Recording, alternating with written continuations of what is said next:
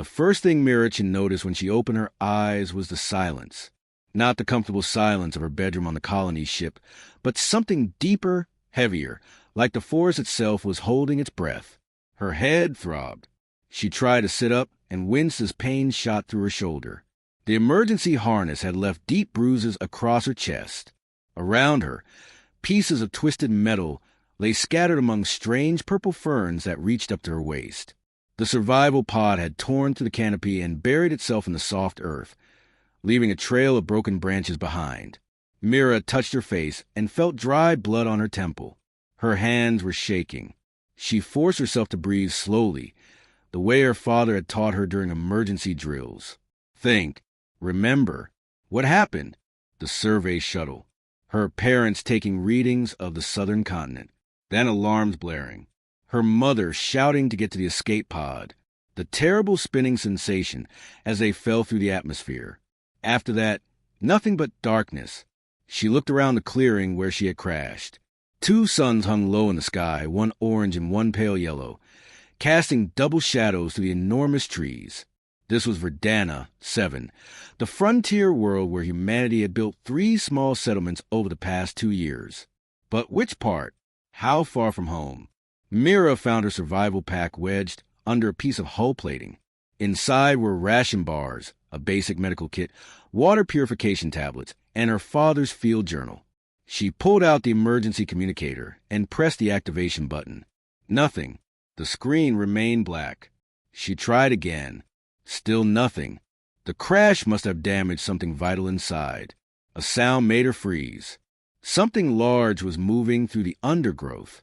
She could hear branches snapping under immense weight. Her heart hammered against her ribs. The colony briefings had mentioned dangerous predators in the deep forests. 6-legged cats with poisonous spines. Heard animals the size of shuttles that trampled anything in their path. But what emerged from a tree line was neither of those things. The creature stood at least 4 meters tall at the shoulder. Its body was covered in scales that shifted colors in the fading light, flowing from deep blue to emerald green to burnished gold. For powerful legs ended in clawed feet that left deep impressions in the soil. A long neck curved upward to a head that was unmistakably reptilian, with ridged brows over eyes that gleamed with an amber light. Wings lay folded against its sides, each one large enough to create shade for a grown man. A dragon. That was the only word that made sense in Myra's shocked mind, though she knew that was impossible. Dragons were not real. They were creatures from old Earth stories. The creature tilted its head and studied her with one enormous eye. Mira could not move. She could barely breathe. Every survival instinct screamed at her to run, but her legs would not obey. Then a second one appeared from a different direction. This one was darker. Its scales the color of storm clouds, with silver patterns that traced along its spine. It settled onto its haunches and simply watched her. A third emerged from behind her crashed pod. This one was smaller than the others, perhaps only 3 meters tall, with scales that seemed to glow faintly in the dimming light. Pale blue and white, like ice in moonlight, they had surrounded her clearing. 3 of them, forming a perfect triangle with her at the center. But they did not attack. They did not even move closer. They simply watched with an intensity that made Mira feel like a specimen under laboratory glass. Minutes passed. The double suns continued their descent toward the horizon. The dragons remained motionless as statues. Mira realized her fear was slowly being replaced by something else. Curiosity. These creatures had the size and weapons to kill her easily. The largest one could swallow her whole if it wanted. But instead they waited. The golden one, the largest, lowered its head slightly. The gesture reminded Mira of how her mother's cat used to greet strangers, cautious but not hostile. Its eyes never left her face. In that amber gaze, Mira saw something that sent chills down her spine. Intelligence. Not animal cunning, but real, thinking intelligence. These creatures were not beasts. They were people, just wearing a different shape. As darkness began to fall over the alien forest, Mirachin sat very still in her clearing, surrounded by dragons who watched and waited. Neither human nor dragon moved. The forest held its breath around them, and somewhere in the distance, night birds began their strange songs. The first night was the longest of Myra's life. She did not sleep. The three dragons maintained their positions around her clearing, never moving more than a few steps. When smaller creatures approached through the darkness, drawn by the scent of her rations, the dragons would shift slightly and make low rumbling sounds in their throats. The predators always retreated. By morning, Mira understood. They were guarding her. But from what? And more importantly, why? When the double suns rose, the smallest dragon, the pale one, approached slowly. Mira pressed herself against the wrecked pod, her heart racing. The dragon stopped 3 meters away and gently pushed something forward with its snout. A fruit, roughly the size of her head, with purple skin and a sweet smell. Then the dragon backed away to its original position. Mira stared at the fruit. Was it food? A gift? She carefully picked it up and examined it. The skin was smooth and warm. Her stomach growled painfully. She had only 2 ration bars left. But what if the fruit was poisonous to humans? The pale dragon watched her intently. Mira made a decision. She used her knife to cut away a small piece of the fruit's flesh. It was orange inside and smelled like honey. She touched a tiny amount to her tongue. Sweet, slightly tangy. She waited 30 minutes, monitoring herself for any reaction. Nothing happened. She took a real bite. It was delicious. The best thing she had tasted in weeks. She ate half the fruit and saved the rest. When she looked up, the pale dragon's scales had brightened slightly. Please? Mira wondered if colors meant emotion for these creatures. On the second day, she tried to leave the clearing. She took 5 steps toward the tree line. Immediately, the golden dragon moved to block her path. Not aggressive, but firm, a wall of scales and muscle. Mira backed away slowly. The dragon returned to its watching position. She was a prisoner, a well-treated prisoner, but still trapped. Mira felt frustration building inside her chest. Her parents must be looking for her. The whole colony must be searching. But how would they find her if she cannot signal them? That afternoon, she pulled out her father's field journal and began to write. She documented everything. The dragon's appearance, their behavior, the way they communicated with each other through sounds too deep for her to hear properly. She noticed their scales would flash with patterns of light, especially when 2 dragons seemed to be having conversation. Bioluminescence, she wrote, remembering the term from her mother's lessons. They talk with light. The storm-colored dragon brought her water on the 3rd day. It carried a strange vessel made from what looked like hardened tree resin, filled with clean water from somewhere deeper in the forest. Mira drank gratefully. Her purification tablets were running low. She began to understand the rhythm of her captivity. The dragons took turns leaving and returning. They brought her food, always something different. Strange fruits, edible roots, once even a cooked fish, though she never saw how they cooked it. They kept her safe and fed, but they would not let her go. On the 4th day, something changed. A small animal, about the size of a rabbit but with 6 legs and soft gray fur, stumbled into the clearing. It was injured. Blood matted its side where something had clawed it. The creature collapsed near Myra's feet, breathing rapidly. All 3 dragons turned to watch her. Waiting, Mira realized this was a test. She opened her medical kit and examined the animal carefully. The wound was deep but clean. She used antiseptic from her kit, then carefully stitched the wound closed using the emergency suture thread. The animal whimpered but did not struggle much. She wrapped it in a bandage torn from her spare shirt. When she finished, she looked up. The golden dragon had moved closer. Its scales rippled with colors she had not seen before, like sunrise over water. It made a sound that vibrated through her chest, musical and complex. The other 2 dragons echoed it. Then the golden dragon did something extraordinary. It lowered its massive head until its face was level with Myra's. She could see herself reflected in that huge amber eye. Slowly, carefully, the dragon extended one claw. Not threatening, but deliberate. It touched the tip of its claw to Myra's forehead. The world exploded into light and sensation. Images flooded her mind.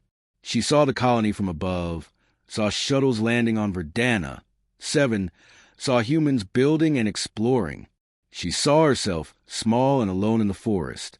She felt something vast and ancient examining her thoughts, gentle but thorough. Then, as quickly as it began, the connection ended. The dragon pulled back. Mira gasped, tears streaming down her face. She did not understand everything she had seen, but one thing was clear. These dragons had been watching humanity since the day they arrived, and they were deciding something important, something that involved her. On the fifth morning, the golden dragon made a gesture Mira had learned meant, "Follow me." She packed her survival kit quickly, her hands trembling with a mixture of fear and excitement. The pale dragon and the storm-colored one remained behind as the golden dragon led her deeper into the forest. They walked for hours. The golden dragon moved slowly, checking frequently to ensure Mira could keep pace. The forest changed around them. The trees grew larger, their trunks so wide that 10 people holding hands could not circle them. The air became cooler and smelled of minerals and ancient stone. Finally, they emerged at the base of a cliff face covered in vines. The golden dragon pulled the vines aside with its claws, revealing an opening in the rock. Beyond was darkness that seemed to swallow light. The dragon looked at Mira, then entered. She hesitated only a moment before following. Inside, the tunnel sloped downward. Just when Mira thought the darkness would become complete, she noticed a faint glow ahead. The walls themselves were luminescent, covered in some kind of moss that gave off soft blue light. The tunnel opened into a cavern so vast she could not see the far walls. Mira stopped and stared. Her breath caught in her throat. Crystals covered every surface, from floor to ceiling, each one as tall as a building and as clear as glass. Inside the crystals, she could see things. Images, patterns, moving pictures frozen in stone. The golden dragon led her to the nearest crystal. Mira pressed her hand against its smooth surface and gasped. The image inside suddenly came alive. She saw a city, beautiful and gleaming, with towers that reached toward the sky. Ships that looked nothing like human shuttles flew between the buildings. And walking through the streets were creatures she did not recognize. Not human, not dragon. Something else entirely. The dragon touched its claw to the crystal beside her hand. More images flooded Myra's vision. She saw the city fall. Fire from the sky. War. The creatures fighting each other with weapons that tore holes in reality itself. She saw the planet dying, forests burning, oceans boiling away. Then silence, emptiness, and finally new growth. The planet healing itself over thousands of years. The dragon moved to another crystal, another civilization. Different creatures this time, but the same pattern. Rise, expansion, war, fall. 11 times the pattern repeated. 11 different species. 11 times the planet nearly died. Then the dragon showed her something that made her legs weak. In the 12th crystal, she saw humans. The colony ships arriving. The settlements being built. Her own face appeared, small and clear, sleeping in the clearing where the dragons had found her. Mira turned to the golden dragon. "You've been watching us. Since we arrived. You've been watching everything we do." The dragon rumbled in response. It touched her forehead again, gentler this time. Images flowed into her mind, but slower now, easy to understand. She saw the dragons not as they appeared now, but younger, smaller, simpler. She saw the first civilization, the ancient builders teaching the dragons, uplifting them, giving them knowledge and purpose. And then she saw those ancient builders leaving, ascending into something beyond physical form, leaving the dragons with a sacred duty: guard the planet, test each new species that arrives, decide if they are worthy to stay. Mira felt tears on her cheeks. "We're the 12th. You're testing us, testing humanity." The dragon scales rippled with solemn colors, deep blues and purples. It showed her more. Human survey teams taking samples carefully, trying not to damage the environment, but also human mining operations tearing into mountainsides, human hunters killing animals for sport, human politicians arguing about expansion and resources. The dragons had seen it all, the good and the bad, weighing humanity's worth. Then the dragon showed her something that made her blood run cold. Deep beneath the cavern floor, wrapped in crystal and stone, were weapons. Ancient technology left by the builders. Devices capable of destroying anything that threatened the planet's survival. Devices capable of driving humanity from Verdana, 7 forever or worse. But you haven't used them, Mira whispered. You're still deciding. The dragon's response was clear even without words. She was a test.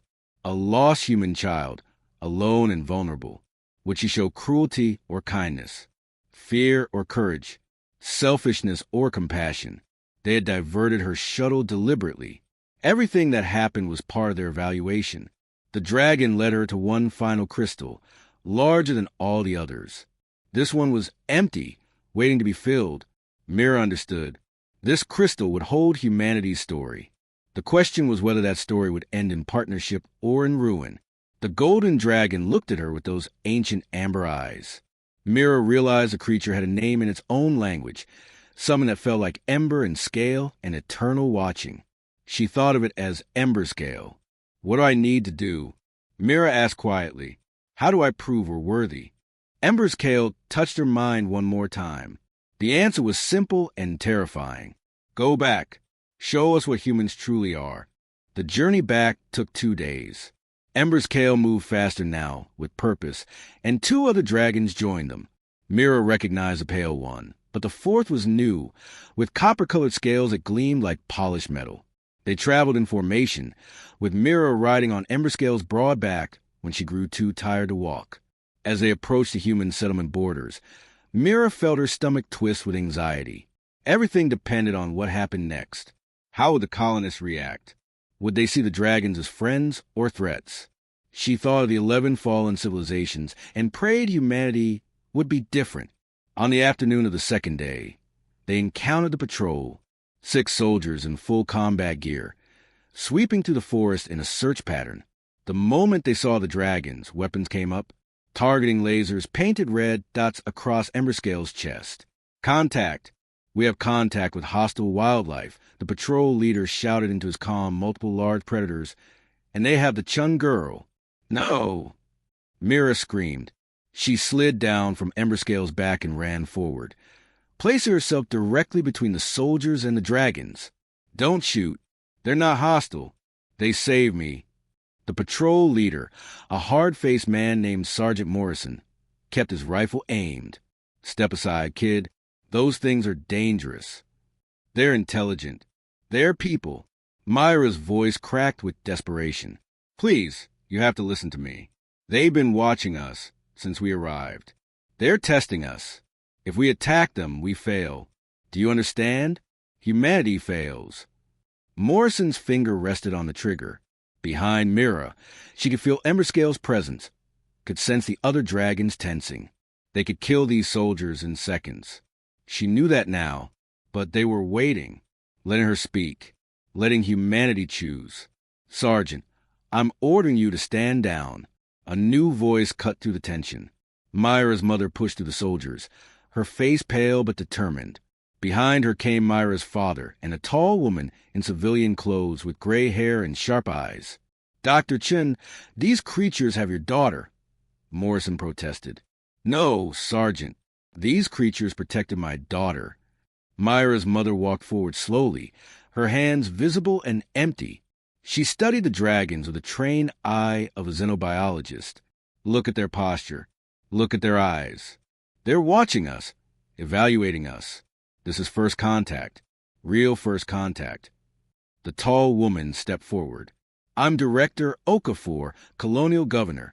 Lower your weapons. Now! Morrison hesitated, then signaled his team.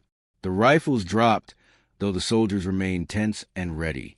Mira felt her knees go weak with relief. Her father caught her as she stumbled forward. Baby, are you hurt? He whispered, holding her tight. I'm okay, Dad, but there's so much I need to tell you. So much you need to understand. She pulled back and looked at Director Okafor. They want to meet with you. All of you. There's a place, a sacred place where they judge species. They've done it 11 times before. We're the 12th. Director Okafor's expression remained calm, but Mira saw the flash of understanding in her eyes. And the other 11? All failed. All destroyed themselves or were driven off-world. Mira took a deep breath. They have weapons we can't imagine. Technology from a civilization millions of years old. But they don't want to use them. They want to find partners. Someone worthy to share this planet with. Ember's Kale rumbled behind her. The sound was deep and resonant, making the air vibrate. The dragon scales flashed with patterns of light, complex and beautiful. Myra's mother pulled out a portable scanner and gasped. Those patterns, they're mathematical, binary sequences. They're trying to communicate. She looked at her daughter with new respect. How long have you been with them?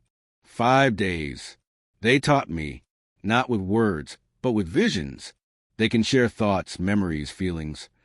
Mira turned to Emberscale. They need an answer from us. Will we meet with their council? Will we face their judgment? Director Okafor stepped forward until she stood beside Mira, facing Emberscale directly. The woman showed no fear, only dignified respect. Tell them yes. We will meet. We will prove that humanity deserves to be here. But before anyone could respond, Morrison's calm crackled to life. Patrol 6, be advised. Fleet Command has redirected the battleship Unity to your position. ETA 72 hours. They're calling it a security response to potential hostile contact. Mira felt her heart sink. A battleship. Weapons. The worst possible response. She looked at Emberscale and saw the dragon scales shift to deep reds and blacks. Anger. Disappointment. The other dragons moved closer, protective and threatening at once. We need to stop that ship, Mira said urgently. If they arrive with weapons ready, everything I've told you, everything the dragons hope for, it ends. They'll see it as humanity's answer. Violence over peace. Director Okafor's jaw tightened. Then we have 72 hours to change the course of human history. She looked at Emberscale. Lead the way. Let's meet your council. The sacred summit rose above the forest like a finger pointing to the stars. Emberscale led the human delegation up winding paths carved into living rock. Paths that had existed long before humanity learned to walk upright. Mira climbed between her parents, with Director Okafor close behind. Sergeant Morrison and 2 of his soldiers followed at a respectful distance, their weapons holstered but their eyes constantly scanning. At the peak, a flat expanse of white stone gleamed under the double suns. 7 dragons waited there, arranged in a semicircle. Each one was enormous, ancient beyond measure, their scales bearing the marks of countless years. Emberscale took his place among them, and Mira realized he was the youngest of the council. The others had lived for thousands of years, perhaps longer. The largest dragon, its scales like polished obsidian shot through with veins of silver, stepped forward. When it spoke, the sound resonated in Myra's chest and mind simultaneously. Words formed in her thoughts, clear and heavy with meaning. 12 species have stood before this council. 11 failed our judgment. Their ruins lie beneath the forest you walk upon. Bones and broken dreams, consumed by time and failure. The dragon's eyes swept across the humans. You are the 12th. Speak now. Why should humanity remain on our world? Director Okafor stepped forward without hesitation. Because we're still learning. Still growing. Yes, we've made mistakes. We've fought wars. We've damaged our own homeworld. We carry the scars of a violent history. She stood straight, meeting the obsidian dragon's gaze without flinching. But we also chose to leave that damaged world and start fresh. We created laws to protect new environments. We're trying to be better than we were. The others said similar words. Another dragon interjected, this one with scales of deep emerald. They all believed they were different. They all failed. Myra's mother spoke up, her scientist mind finding the argument. Then let me ask you this. In 11 previous species, did any of them study you? Did any try to understand you before claiming dominance over your world? The emerald dragon tilted its head. They saw us as beasts, animals to be tamed or exterminated. My daughter saw you differently. Myra's mother placed a hand on her shoulder. She saw intelligence. She saw people. She chose communication over fear. That's the future of humanity, not our past. The obsidian dragon rumbled deeply. Yet even now, a warship approaches our world, armed, ready for violence. Your kind's first instinct when frightened is to send weapons. The dragon scales flash with angry reds. This is your answer. This is what you truly are. Mira felt panic rising in her chest. The battleship Unity would arrive within hours now. Everything would be ruined. But then Ember's Kale stepped forward, facing the council. I wish to speak in their defense, he said, his mental voice strong and clear. I was chosen to observe the child. I watched her survive, adapt, and show compassion to injured creatures. When she could have fled, she stood between her people and us, protecting both sides from violence. She asked questions the others never thought to ask. What questions? The obsidian dragon demanded. Mira found her voice. It came out small at first, then stronger. I asked why you guard alone. The beings who uplifted you, who gave you this responsibility, where did they go? How long have you carried this burden without help or companionship? Silence fell across the summit. The 7 ancient dragons looked at each other, scales flashing with colors Mira had never seen before. Sadness, loneliness, 10 million years of isolation. They ascended. The obsidian dragon finally said, its voice softer now, became something beyond physical form, left us to protect what they built. For eons we have watched species rise and fall. For eons we've been alone. Director Okafor saw the opening and took it. Then accept partners, not subjects, not invaders. Partners who will share the burden. She pulled out a data pad and began transmitting. I'm sending you every defense code for our colony. Every password, every system access. Complete trust. Director, no. Morrison protested. They could destroy us. Yes, Okafor agreed calmly. They could have destroyed us at any time. They still can. But I choose trust over fear. I choose the possibility of friendship over the certainty of conflict. The obsidian dragon studied the flowing data, processing information at speeds no human computer could match. You give us the power to end your presence here. I give you proof that we want to stay as friends, not conquerors. High above, sensors detected the approaching battleship. Mira held her breath. The 7 dragons conferred in silence, their scales dancing with light too complex for human eyes to fully comprehend. Finally, the obsidian dragon turned back to humans.